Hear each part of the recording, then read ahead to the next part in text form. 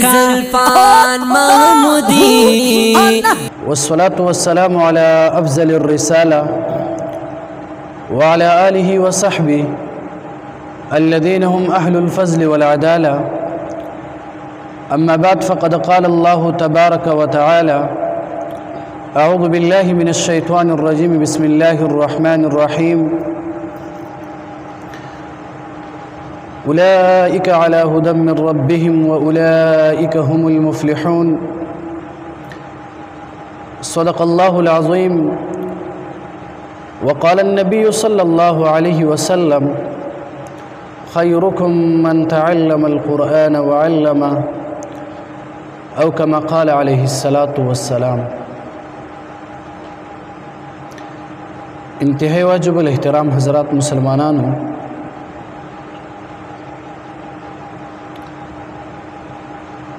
یقیناً دنیا کې هغه انسان کامیاب وي چې د جمعې مانځه له راشي او یوازې مانځه ته راتلل نه، بلکې چې کله مسجد ته راشي او دغلته مولا او طالب کومه خبره وکړي او په دې باندې دې عمل وکړي او کور کې په خپل بچو باندې هم په دغه خبره باندې عمل کولو حکم ورته وکړي او په کور کې زنانو ته هم هغه خبرې وکړي، نو دې سره به زموږ ماحول دا به ټیک کېږي. او که چېرته یو ملا یا یو طالب تاسو ته خبره وکړي او دغلته صرف تاسو واورئ او عمل نه کوئ، نو الټا انسان په عذاب کې مبتلا کېږي. وجه داسې ده چې کله یو انسان ته د یو مسئلې خبر نه وي او دی په غلطي او په ناپوهي کې هغه مسله وکړي، د قرآن او حدیث خلاف کار وکړي، امکان شته چې الله تعالی دې ته بخشش وکړي، ځکه چې دغه انسان ناپوهه وي، علم ورسره نه وي. خو چې کله دی یو مسله واوري او بیا د اورېدو نه پس په هغه عمل نه کوي، بیا دغه انسان د الله په نسبت باندې ډېر لوی مجرم به وي. بهرحال ستاسو دغه مسجد دا هم داسې ښکار چې نوې جوړه شوې ده، یقیناً په دغه مخ د ځمکه باندې مساجد جوړول، مدارس جوړول دا ډېر بهترین کار دی. مونږ چې څومره غیر مذهب خلک وګورو، عیسایان، یهودیان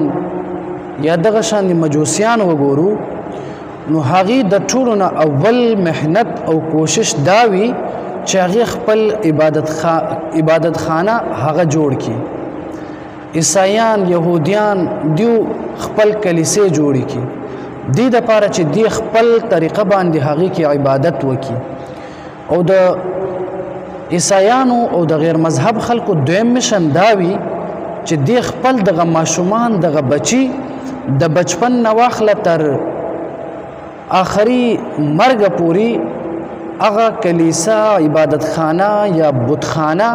هغې ته بوځي چې چېرته دیو دغه عقیدې نه ناخبر پاتې نه شي، دیو چېرته سبا مسلمانان ونه ګرځي، دی سبا چېرته زمونږ دغه مذهب پرېږدي. نو له دې وجې نه دی کوشش وي چې دا ماشوم چې کله ناپوهه وي، دغه وخت نه دی دغه عبادت خانې ته ماشومان بوځي چې د دې په دغه زړونو کې او په عقلونو کې زمونږ دغه عبادت طریقه او دغه باطل خدایان او دغه خدایي د دې په دغه زړه کې کښېني. نو دې دپاره دی کوشش کوي. همدارنګې بیا مسلمانانو ته هم پکار دی چې خپل دغه مساجد دا دی آباد کړي، خپل دغه مدارس دا دی آباد کړي. خپله دغه مسلمانانو ته پکار ده چې په خپله دغه مسجد کې د منځونه کوي او خپل ماشومان بچي ته په مدارسو کې داخل کوي. کله چې مونږ تاریخ وګورو د رسول الله صلی الله علیه وسلم، چې نن مونږ مسلمانان یو، زمونږ په زړونو کې هغه ایمانی نورانیت وي، د الله او د رسول الله هغه تعلیماتو نه مونږ خبر یو، د دې اصل بنیادی وجه هغه مسجد او مدرسه وه. کله چې رسول الله صلی الله علیه وسلم د مکې نه هجرت وکړله مدینه منورې ته، نو هغلته ټولو نه اول رسول الله صلی الله علیه وسلم هلته مسجد نبوي دغه بنیاد کېښودله. هلته د الله تعالی د عبادت دپاره یو کور جوړ کو، هلته د مسلمانانو د رهنمایي دپاره یو ځای انتخاب وکړو التا د مسلمانانو ته د قرآن او حدیث خودلو د پاره رسول الله صلی الله علیه وسلم مسجد جوړ کړلا. او نن سبا چې هم مونږ وګورو زمونږ په دغه معاشره کې مساجد دا ډیر زیات جوړیږي، خو په مونږ کې او په صحابه کرامو کې فرق و. صحابه کرامو سره دغه مسجد کې سهولت ډیر کم و، لیکن هغه ایمان ډیر مضبوط و. صحابه کرامو سره اغل ته اسباب هغه ډیر کم و، لیکن هغه جذبه د ایمان ډیر زیات و. صحابه کرامو ته دغه ځای کې پاتې کېدلو د پاره دا ځای ډیر زیات تنګ و، لیکن هغه ایمان دا مضبوط و. او نن سبا مونږ ته سهولت هم ډیر دی او زمونږ سره ځای هم ډیر وي، لیکن زمونږ مساجد دا خالی وي د عبادت نه. نو یو خبر به تاسو یاد ولرئ چې د مسجد مقصد او غرض دا نه وي چې یو غټه بلډینګ جوړ کړی شي، هغې کې ګلکاري وکړی شي او په دې کې رنګ او روغن ولګولی شي. نه، مدینې منورې ته هجرت وکړله، نو هغلته رسول الله صلی الله علیه وسلم د یو مسجد دغه بنیاد کېښودله. رسول الله صلی الله علیه وسلم چې کله د مسجد بنیاد کېښودله، بیا دغه مسجد کې رسول الله صلی الله علیه وسلم صحابه کرامو ته به د قرآن مجید او د احادیثو درس به یې ورکوله. رسول الله صلی الله علیه وسلم یو بهترین تاجر هم و چې رسول الله صلی الله علیه وسلم د یو ملک نه بل ملک ته به تجارت کوله. بیا رسول الله صلی الله علیه وسلم یو بهترین مجاهد هم و چې د جهاد په میدان کې هم جنگیدله. رسول الله صلی الله علیه وسلم یو بهترین استاز او یو تربیت کون کې هم و چې هغې د صحابو تربیت وکړله چې هغې په برکت باندې نن ما او تا کلمه وایو او ما او تا مسلمانان یو. نو رسول الله صلی الله علیه وسلم صفات دا ډیر زیات دي چې یو انسان څومره محنت وکړي، کوشش وکړي، وخت ولګوي، رسول الله صلی الله علیه وسلم دا صفات دا نشي بیانولی، هغه ډیر زیات دی. خو زه به تاسو ته نن د رسول الله صلی الله علیه وسلم په یو صفت باندې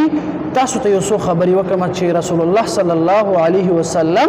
یو بهترین مدرس او یو بهترین امام او یو بهترین استاذ و. وګورئ محترمو، رسول الله صلی الله علیه وسلم داسې استاذ و چې د هغه خلکو تربیت رسول الله صلی الله علیه وسلم وکړله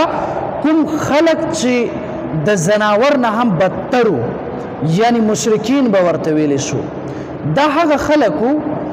چې دی د یو بل په دغه کوپړي یعنی په سرونو کې به د یو بل وینې څکله. دا هغه خلک و، دا هغه خلک و چې دیو کې به د مور او د پلار تمیز نه و، دی کې به د مشرانو عزت او په کشرانو باندې شفقت نه و. د دیو دغه زړونه دا د ګټې کانې نه هم ډېر زیات سخت و، لیکن رسول الله صلی الله علیه وسلم دومره بهترین معلم او تربیت کوونکی و چې هغه سخت زړونو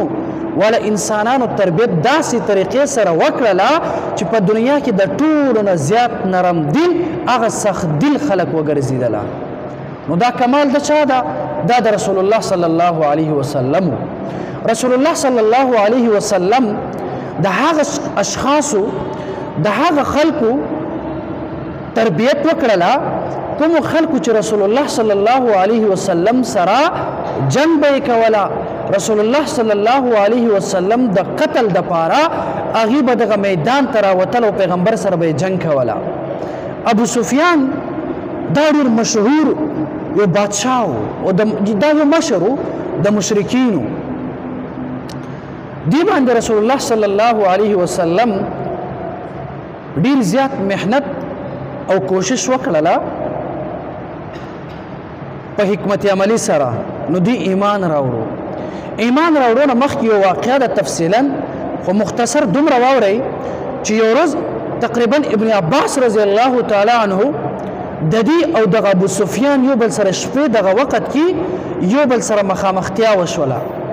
چې کله یو بل سره مخامختیا وشوله، دا داسې زمانه وه چې دغه ټیم کې به کافر چې مخامخ شو هغې سر جدلی شو. چې کله د یو بل مخامخ شوله، نو ابو سفیان وایي چې ما رسول الله صلی الله علیه وسلم ته بوځئ. نو چې کله دغه ابو سفیان پیغمبر علیه الصلاۃ والسلام مجلس ته حاضر کړي شو نو عمر رضی الله تعالی عنہ په دې دوران کې راغی او هغه پکا عزم وکړلا اراده وکړلا چې زم او دغه کافر نه به دغه سر کټکوما او دا به جهنم ته لیږم لیکن چې کله هغه راغی ابو سفیان رسول الله صلی الله علیه وسلم مجلس ته نو رسول الله صلی الله علیه وسلم هغه ته حفاظت او امان ورکړلا رسول الله صلی الله علیه وسلم هغه قتل د لپاره حکم ورنکړلا بلکې عمر رضی الله تعالی عنہ د هغه قتل نه منع کړلا د دې خبرې نه مقصد او خلاصه څه چې مسلمانانو ته رسول الله صلی الله علیه وسلم یو پیغام ورکړي چې مسلمانانو چې کله هم دشمن سره د مخامخ شي چې کله داسې حالت وي چې دشمن دی مغلوب وي داسې حالت وي چې ته زورور وي دې ټیم کې په ځان کې تحمل او برداشت پیدا کا په دې ټیم کې صبر ځان کې پیدا کا او دغه دشمن ته اخلاقی شکست ورکا بیا ډېر موده تېرېدله دا ابن عباس رضی الله تعالی عنہ یا ابن مسعود غالبا ابن عباس رضی الله تعالی عنہ دی او دغه ابو سفیان دی یو بل سره ملګری وو چې کله ایمان نه راوړي د یو بل عادت نه خبرو دا ابو سفیان به ایمان نه راوړو او دغه صحابي پیغمبر علیه الصلاۃ والسلام ته فرمایي چې پیغمبره دا ابو سفیان دا ایمان راوړي خدا یو سردار دی دا یو لوی قافلې مشر دی نو دی چې ډایرکټ ایمان راوړي دی دا عیب ګڼي نو داسې به وکړو رسول الله صلی الله علیه وسلم دی ایمان راوړي خو لږ قدر غواړي خپل لږ عزت غواړي چې لږ عزت ورته میلاو شي دی به کفر پرېږدي اسلام ته به راشي رسول الله صلی الله علیه وسلم ګورئ ما او تا ته پیغام ورکوي چې کافر د کفر نه به نفرت کوي لیکن د کافر نه به نفرت نه کوي مطلب دا چې ته به خپل محنت او کوشش کوي چې دغه انسان په کومه طریقه زه دین ته داخل کما په کومه طریقه دا کس زه اسلام نه متاثر کما په کومه طریقه یو کس د جهنم نه بچ کم او جنت طرف ته راولم رسول الله صلی الله علیه وسلم هغه ته وس یو عزت ورکي هغه ته مقام ورکي رسول الله هغه عزت کوي هغه ابو سفیان بیا ایمان راوړي رسول الله صلی الله علیه وسلم چې کله کوشش کوله چې دغه نور خلک ایمان راوړي په دې ټیم کې رسول الله سره ډیر زیات طاقت وو چې رسول الله صلی الله علیه وسلم دغه مکه مکرمه دای فتح کړله چې کله فتح کړله رسول الله داسې نه کوي چې څومره کافران دغه ټول قتل کړي داسې رسول الله صلی الله علیه وسلم نه کوي تفصیلی اوږد واقعه ده خو رسول الله صلی الله علیه وسلم یو خبره کوي چې کوم کس د ابو سفیان کور ته داخل شي دا به امن کې وي دې ته به څه نه شي ویلی نو ابو سفیان وایي چې زه یو کافر یم او رسول الله ما ته دومره عزت راکړله زه یو کافر یم او رسول الله ما ته دومره عزت راکړله هغه راغی د رسول الله صلی الله علیه وسلم په لاس باندې بیعت وکړله او ایمان یې راوړو نو رسول الله صلی الله علیه وسلم دومره بهترین یو معلم دومره بهترین انسان او دومره بهترین حکمتدار انسان چې انسان څنګه به انسان د اسلام دایره ته بدن نه کوي داسې ډېر کافران دي او بیا رسول الله صلی الله علیه وسلم تر حضرت حمزه رضی الله تعالی عنہ د رسول الله صلی الله علیه وسلم ډېر زیات خوښ و لیکن هغه کس چې د رسول الله صلی الله علیه وسلم تر شهید کړلا او بیا هغه خزه چې هغه دغه صحابي دغه بدن ټوکړې ټوکړې وکړلا لیکن یو وخت داسې راځي چې دیو د رسول الله صلی الله علیه وسلم په لاس باندې بیعت کول غواړي رسول الله صلی الله علیه وسلم ورته داسې نه وایي چې رخصه تا زما تر قتل کړو وزه درله څنګه بیعت لاس درکما رسول الله ورته داسې نه وایي چې تا څنګه زه د جهنم نه بچ کما چې تا زما تر شهید کړو رسول الله صلی الله علیه وسلم ورته وایي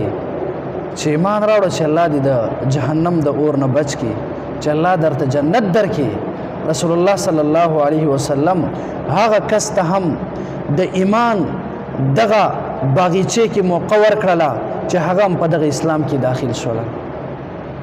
او نن سبا مسلمان څنګه چل کوي مونږ څنګه چل کوو زمون کوشش شوی چې دا بل مسلمان به مونږ څنګه خراب زمونږ کوشش شوی چې دا بل مسلمان ته به مونږ څنګه تکلیف ورکو زمون کوشش به شوی دی زما پلار ته کنزل کړو زه به دینه بدل اخلم دا سیده کنه ده نو محترمو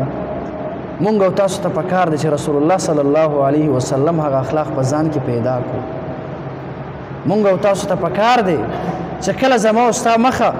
چې د قیامت پر ورځ باندې رسول الله مخامخ ما او تا ودرېږو د الله په عدالت کې محترمو چې زما او ستا سترګې دغه نورو خلکو ته ټیټې نه وي دغه کافرانو ته کافران به وایي چې مونږ کافر وو مونږ خو ځکه جهنم ته ځو ای مسلمانه ته ولې جهنم ته ځې بیا او دا څومره د افسوس خبره ده نو مونږ ته پکار دی چې د مرګ نه مخکې مونږ فکر وکړو چې د جهنم نه ځان بچ کړو بهرحال خبره مې کوله چې رسول الله صلی الله علیه وسلم چې کله مکې نه هجرت وکړله مدینه منورې ته هلته د مسجد ابتدا وکړه هلته یو مدرسه جوړه کړله په هغه مدرسه کې رسول الله صلی الله علیه وسلم دغه صحابه کرامو ته به درس ورکوله هغه صحابه کرام وي چې جبرائیل علیه السلام رسول الله باندې وحی نازلوي او رسول الله ډایرک هغه خبره دغه صحابه کرامو ته ورکوي او صحابه کرام هغه خبره باندې عمل کوي او بیا نور مسلمانانو ته رسولو دپاره خبره یادوي دا به څومره بهترین خلک او بیا دا د څنګه خلک په دغه ورکوټي ځای کې تقریبا 70 صحابه کرامو به درس ویل د رسول الله صلی الله علیه وسلم نه او بعض اوقات دغه طلبه کرامو چې رسول الله نه به درس زده کوله قرآن به زده کوله احادیث به زده کوله د دې تعداد به 400 ته ورسېدله اوس 400 کسان چې په یو ځای کې درس کوي دا خو ډېر مشکل وي که نه هغې به خوراک انتظام به هم هغې ته وي هغې ته به پنکې به هم لګېدلی وي هغې ته به ګرمي نه بچ کېدلو دپاره هغې ته به سهولت هم مهیا کېږي که نه لیکن صحابه داسې خلک وو چې ډېر زیات ګرمي به وه صحابه کرام داسې خلک وو چې هغې سره یو تهبند هغې نه علاوه ورسره بل څادر هم نه و چې هغه صحابه کرام دومره غریبانان وو چې هغې کې بعض صحابه کرامو به داسې کوله چې ځنګل ته به لاړل دغه لرګي به یې کډ کړله او بیا دغه لرګي به یې خرڅ کړله او خپل ضروریات به یې پوره کړله او خپل دغه وخت به تېروله او رسول الله نه به دغه احادیث زده کوله او بیا ما او تا ته دغه احادیث ورسوله محترمو اوس ما او تا سوچ وکړو ما او تا ته دولت هم وي ما او تا ته مسجد کې پنکه هم لګېدلی وي زما او ستا په کور کې ایسي هم لګېدلی وي ما او تا ته رزق کمی هم نه وي لیکن بیا ما او تا دغه اسلام او د دین تعلیمات نه ناخبرې وو بیا هم زما او ستا دغه ماشومان دغه کشران دي د اسلام د تعلیمات نه ناخبر وي محترمو هغه ابو هریره رضی الله تعالی عنه دا د پیغمبر علیه السلام یو صحابي و چې دینه د پیغمبر علیه السلام 5437 احادیث د رسول الله نه دین نقل کړي دي او بیا ما او تا ته دي ښودلې د محترم ما او تا ته رسولې لیکن د ابو هریره نه تاسو خبر یې چې دا څنګه صحابي و چې چېرته به ایسي کمره کې به ناست و چې ګرمي به ورته نه کېدله چې دې به سبق یادوله هغه ابو هریره داسې به و چې دې ته به روټۍ میلاوېدله او دی خپ سکون کې او تکلیف به ورته نه و ځکه به دې دومره احادیث د پیغمبر علیه السلام نه نقل کړي دي 5000 احادیث دا هسې په خوله باندې ویل کېږي محترمو 5000 احادیث دا ډېر زیات دی چې یو صحابي په دې دور کې 5000 احادیث پرېږده دا قرآن مجید تقریبا 6666 آیتونه دي تقریبا دا یو ماشوم چې حفظ کوي محترمو دې ته څومره سهولت وي کپړې دې سره وي مدرسه کې دې ته روټۍ میلاویږي پنکه دې ته لګېدلی وي لیکن د قرآن مجید آیتونه دا واړه واړه وي احادیث د پیغمبر علیه السلام یو حدیث بعض اوقات هغه د قرآن د 15 آیتونه هم زیات اوږد وي نو بس سوچ وکئ چې دا طالب څومره محنت او کوشش کوي قرآن حفظ کولو په وخت کې څومره تکلیف سره 2-3 کالو کې قرآن یادوي لیکن هغه ابو هریره چې 5000 نه زیات احادیث نقل کوي بیا په هغه عمل کوي او بیا دغه امت ته ورښایي هغه ابو هریره داسې و چې هغه دغه بدن په خاورو کې ککړ او د مسجد نبوي دغه دروازه کې بېهوش به پروت و دغه خلک به داسې تېرېدله او د خلکو صحابه کرامو به ګمان کوله چې دا هغه ابو هریره ده چې دې باندې باندې مرګي مرض لګېدلی ده له دې وجې نه دوی دغلته بېهوش پروت دی ابو هریره فرمایي زما د الله په ذات باندې قسم په ما د مرګي مرض نه و لګېدلی زه د علم په تلاش کې ما د رسول الله صلی الله علیه وسلم نه دا دین مې زده کوله قرآن مې زده کوله حدیث مې زده کوله د جهنم نه بچ کېدو دغه لاره مې تلاش کوله جنت ته تلو دغه لاره په تلاش کې ما دنیا دغه کاروبار پرېښودله ما مزدوري پرېښودله ما دغه کاروبار پرېښوستله ما وی دا قرآن زده کړمه امت ته ور وښایمه حدیث زده کړمه امت ته ور وښایمه په دې وجه باندې زه ډېر زیات د لوږې او د تندې د وجې نه محترمو کاروبار خو ما نه کوله زما سوچ دا و چې قرآن به زده کړم امت ته به ور وښایمه قرآن به زده کړمه امت به جهنم نه منې شي حدیث د پیغمبر امت ته به ور وښایمه چې امت په دې عمل وکړي او جهنم نه منع شي هغه ابو هریره فرمایي ما د لوږې او د تنده دا مې برداشت کړل لیکن احادیث مې زده کړل او دغه امت ته مې ور وښودله په دې وجه باندې ما باندې د بېهوشي دغه حالت براله المحترمو هسې سوچ پکار دی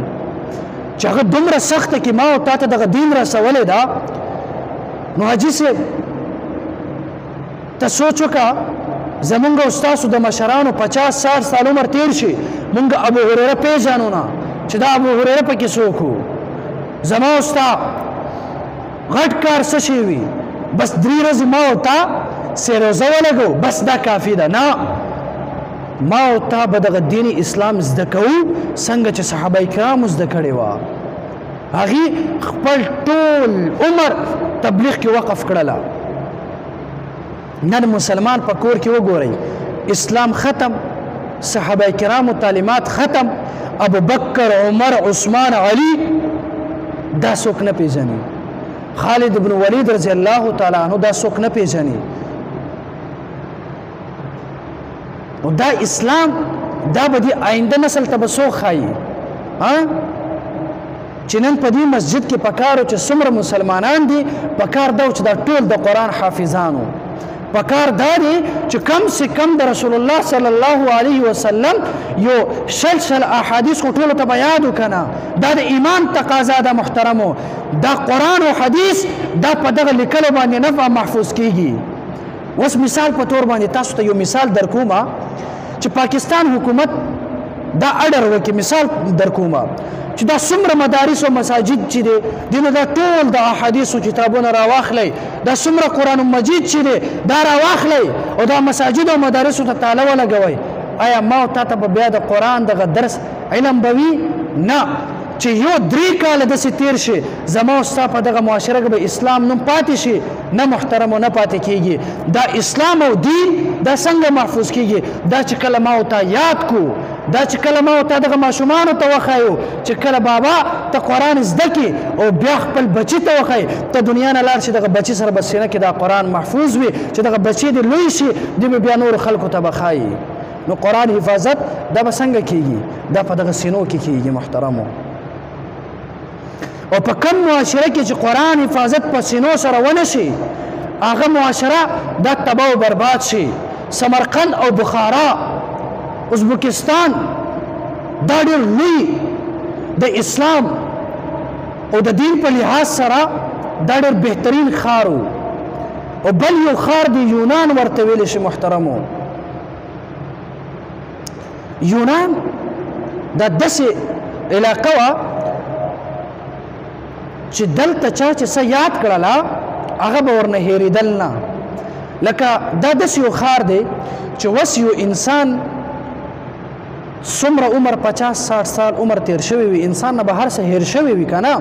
نو چې څنګه دغه ښار کې یو انسان قدم کېږدي د دې هغه هېر شوی ټول هر څه دې ته په دغه ذهن کې یاد شي دا داسې ښار دی او بل بخارا داسې ښار و چې هلته امام بخاري غوندې کې خلک و امام بخاري داسې شخصیت و چې دې سره یو ملګری و حضرت حاشد بن اسماعیل رحمه الله هغه وایي موږ به درس ته تلو امام بخاري صاحب سره نو 14 ورځې وشو موږ چې کله استاد نه درس اورو نو موږ به دا درس لیکله موږ به ځان سره دا درس لیکله نو امام بخاري صاحب به دا درس نه لیکله نو یو ورځ دغه بل ملګری امام بخاري ته وایي هغه ملامته کوي چې ته دا څه کوي هلته استاد سبق وایي او ته سبق نه یادې سبق نه لیکي هسې وخت ضایع کوي امام بخاري وایي چې لاړ شه تا چې کوم لیکل کړی دی هغه نوټسونه ټول ما ته مخامخ راوړه هغې چې کله راوړو امام بخاري صاحب په اکه ترتیب سره چې کوم ترتیب سره دغه ملګري لیکلو 15,000 احادیث ورته اورئ په یاد باندې د استاد چې څنګه ویلي وو اکه شانتې امام بخاري صاحب هغه حدیث ورنه هغوی ته واوروله اوس دغه ښار چې داسې یو شخصیت چې هغه بغیر د لیکلو نه 15,000 احادیث په 15 ورځو کې 16 ورځو کې یادوي او بیا داسې ورته اورئ لیکن هغه ښار کې د امام بخاري د هغه تعلیمات چا په سینو کې محفوظ نه کړله هغه خلکو خپل بچي نه امام بخاري جوړ نه کړله د امام بخاري دغه تعلیمات خپل دغه کشر نسل ته ور نه کړله نن هغه ښار کې محترم اسلام دین د اسلام او د دین دا نوم دا بالکل میټاو شوی دی نن چې تاسو مکه مکرمه او مدینه منوره ته لاړ شئ چې دا هغه ښار دی چې دې کې رسول الله صلی الله علیه وسلم بشمار صحابه کرام شهیدان ورکړي دا هغه ښار دی طائف ته لاړ شئ چې رسول الله باندې د کاڼو باران وشوله رسول الله بدن د وینو لمده ده لیکن هغه ښار ته لاړ شئ محترمو څنګه چې په پاکستان کې دیني اسلام دی هلته دغه شان د دین نن موجود نه دی دا ولې دا ځکه چې هغه خلک د طلبه کرامو او د علما کرامو قدر نه کوي هغې دغه سینو او په زړونو کې دا دین نه محفوظ کوي نن په پاکستان کې وګورئ په هر محله کې څومره ډېر حافظان دي له دې وجې دغه دین دا ژوندی ده نو رسول الله صلی الله علیه وسلم صحابه کرامو ته به درس ورکوله هغه صحابه به یې زده کړله بیا هغه صحابه ما او تا ته دغه دین ورسوله دې حده پورې خو زما او ستا عقل کار وکړله چې هغې قرباني ورکړله لیکن د ټولو نه اهم او بنیادي شیز دا چې هغې په زړه کې د دین اسلام او د رسول الله او د صحابه او د علماو قدر او احترام او محترم نن ما او تا سره قرآن هم موجود دی چې د رسول الله په زمانه کې قرآن داسې لیکلی شوی موجود نه و د رسول الله په زمانه کې دومره سهولت نه و چې چاته به مشکل پیښ شو هغې به قرآن کولو کو وبه کتله نه دا قرآن لیکلی شوی نه و د رسول الله په دور کې داسې نه و چې برسریان به تا د اسلام ناره لګولی و لیکن بیا هم هغه خلکو سره د اسلام قدر و هغې دا دین ما او تا ته ورسوله لیکن ما او تا سره محترمو اسلام قدر نشته عالم علما ما او تا سره ډېر زیات دی لیکن د علماو قدر ما او تا سره نشته او دا یاد ولرئ کوم خلک چې د علماو قدر نه کوي دغه خلک دنیا او په آخرت کې ذلیل وي دا دین اسلام چې ژوندی دی دا د علماو له برکت دی نو موږ او تاسو ته پکار دی چې د علماو قدر او احترام وکړو علماو قدر او احترام مطلب دا نه ده چې حاجي صاحب تاسو ټول زما قدر وکئ نه خپل دغه بچي نه تعلیم جوړ کا چې ستا بچي ته سبا ټول معاشره کې خلک د عزت په نظر باندې وګوري خپل بچي ته قرآن زده کوه چې سبا په معاشره کې دغه بچي ته عزت نگاه باندې کتلی کېږي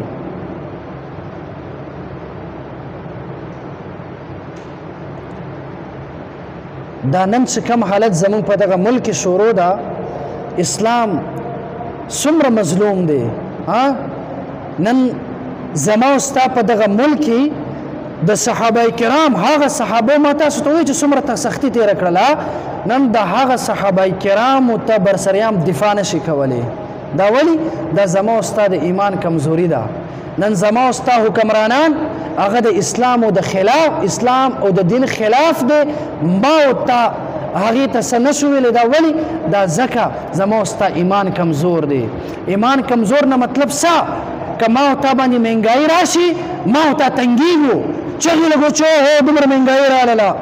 لیکن چېرته ما او تا دا سوچ کړې ده چې آیا دغه حکومت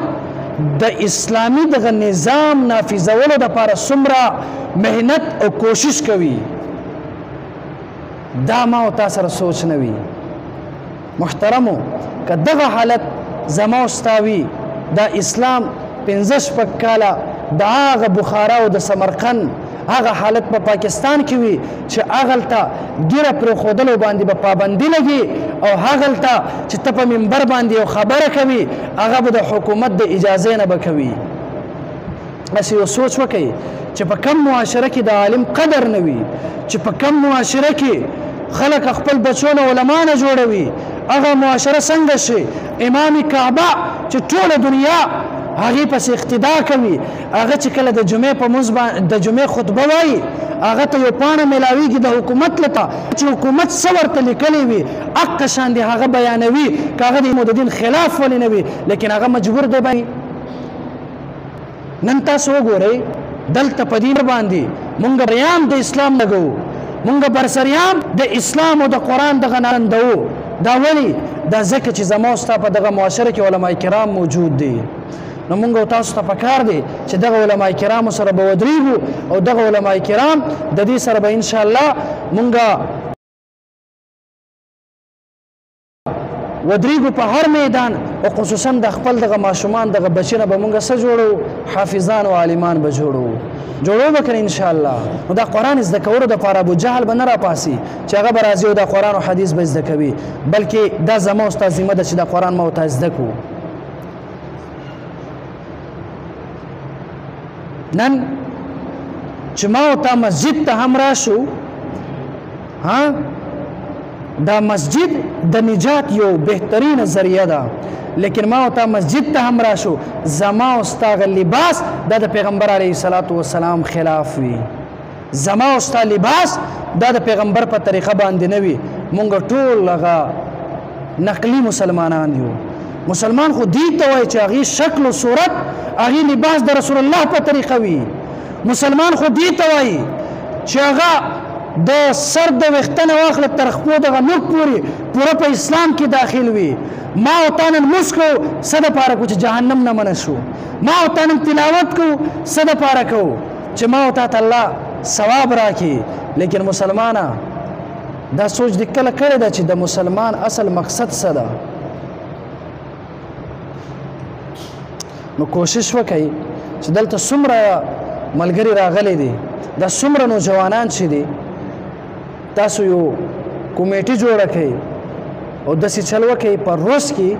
یو 10-15 منټه مولوي صاحب محترم سره کښېنئ، د روزانه یو حدیث مفهوم تاسو دغه مولوي صاحب نه زده کوئ او دغه بچو باندې یادوئ، کنې دا اسلام نوم دا به میټاو شي. محترمو اوس زه تاسو ته وایم که نه چې بل روز لکه څو ورځې مخکې باجوړ کې چې دماکه وشوله د علما کرام شهیدان شول که نه، که بالفرض زه تاسو ته مثال در کوم چې داسې د علما کرامو یو اجتماع وي، تبلیغیانو یو اجتماع وي، هلته دماکه وشي دا ټول علما کرام مړ شي، دا ټول خو یو ځای غونډېږي که نه دغه اجتماع ته، دا ټول تبلیغیان مړ شي، بیا زما او ستا ته دغه اسلام او د دین نوم اخیستونکي به څوک پاتې شي؟ نه. نو لږ سوچ پکار دی محترمو. مرګ دا هسې هم راځي. دغه علما که مړ شو نو مونږ او تاسو ته پکار دی چې ما او تا دغه اسلام او دغه دین د احادیث زده کړو چې سبا زما او ستا ملا مړ شي چې ما او تا دغه حلال او د حرام په مابین کې تمیز وکولی شو که نه. تر دې حده پورې خو ما او تا اسلام زده کړو چې سبا په یو ځای کې جنازه وشي ما او تا خپل د پلار جنازه خو وکړو که نه. ډېر خلک داسې وي چې پلار مړ شي هغې په جنازه نه پوهېږي، د پلار جنازه نه کوي. نو محترمو زما د دې ټول خبرو خلاصه او مقصد دا چې صحابه کرامو د دین اسلام دپاره کوششونه هم کړې ده، سختې هم برداشت کړې دي. نو مسلمانه د دنیاوي دغه حوث پرېږده، دنیاوي دغه خواهشات پرېږده، لږ تکلیف برداشت کا او د دیني اسلام زده کا او خپل کور کې دغه دیني اسلام تعلیمات عام کړئ چې زما او ستا دغه دیني اسلام دا نوم باقي پاتې شي. الله تعالی دې موږ ټولو ته دیني اسلام زده کولو توفیق